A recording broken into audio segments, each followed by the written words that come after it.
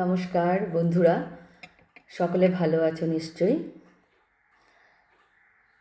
অনেকদিন বাদে আবার একটা নিজের লেখা কবিতা তোমাদের শোনানোর ইচ্ছে হলো। আসলে 21শে ফেব্রুয়ারি ছিল আমাদের আন্তর্জাতিক মাতৃভাষা দিবস। তো সেই দিন একটা অনুষ্ঠানে আমি আমার এই নিজের লেখা কবিতাটি আবৃত্তি করি এবং একজন বিশিষ্ট মানুষকে আমার ভিডিওটা করার জন্য অনুরোধ করি। কিন্তু পরে আমি জানতে পারি বা দেখতে পাই আমার ভিডিওটা কমপ্লিট করে করা হয়নি। তো আমার ইচ্ছে ছিল যে অনুষ্ঠানের মধ্যেকার ভিডিওটাই আমি তোমাদের সামনে তুলে ধরব, কিন্তু আমার দুর্ভাগ্য সেটা আমি পারলাম না। তো সেটা আমি আজকে তোমাদের সামনে, যেহেতু আন্তর্জাতিক মাতৃভাষা দিবস, তাই একটু তুলে ধরতে চাই।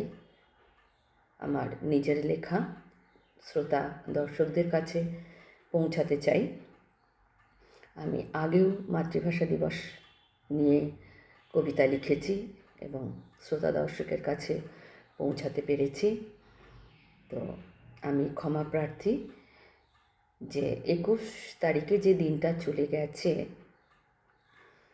সেই দিনটার কবিতা আজকে আমি কেন দিচ্ছি সেই কারণে আমি ক্ষমা প্রার্থী। কারণটা তোমাদের জানালাম।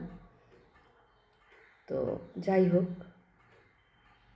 ভুল ত্রুটি মার্জনীয়। শোনাচ্ছি আমার নিজের লেখা কবিতা আন্তর্জাতিক মাতৃভাষা দিবস উপলক্ষে মাতৃভাষাকে সম্মান জানিয়ে। ছোট্ট অলি। মামির স্কুটি ছোট্ট অলি স্কুলেতে চলে।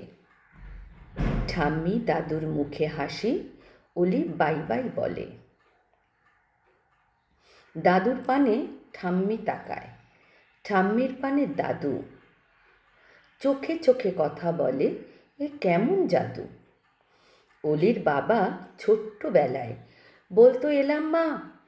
অমনি হেসে বলতো, বাবা সাবধানেতে যা। গাবলু গুবলু চেহারাতে সরল তাদের ছেলে, মায়ের কাছে পড়তে বসে সহজ পাঠ মেলে। সেই বয়সের অলির এখন আলাদা হালচাল, যেন বাংলায় কথা বললে ভুল হবে বিশাল। মাম্মি যখন বলে, অলি ডু ফিনিশ ইয়োর হোমওয়ার্ক, অলির বাবা বসে বলে, তারপরে একটা ছবি আঁক। আঁকতে পারিস গ্রামের ছবি, একটা করে ঘর। অনেক দূরে ওই দেখা যায় শিলাই নদীর চর। চেঁচিয়ে উঠে মাম্মি বলে, what are you talking rubbish. জানো না তুমি সব কিছুতেই সবসময় এখন শুধুই ইংলিশ। ছোট্ট অলি ঘাবড়ে গিয়ে ওদের পানে চায়। কি যে সব বলে ওরা, বোঝাই ভারী দায়। স্কুলে তো সবাই যেন কেমন কথা বলে, ঠাম্মি দাদুর কথার সাথে একদমই না মেলে। আসলে অলি জানে না এটাই তার মাতৃভাষা বাংলা। এই ভাষাটার জন্যেই তো আমরা ছোট্ট থেকে হ্যাংলা। নমস্কার, ধন্যবাদ, ভালো থাকবেন সকলে, আবার দেখা হবে।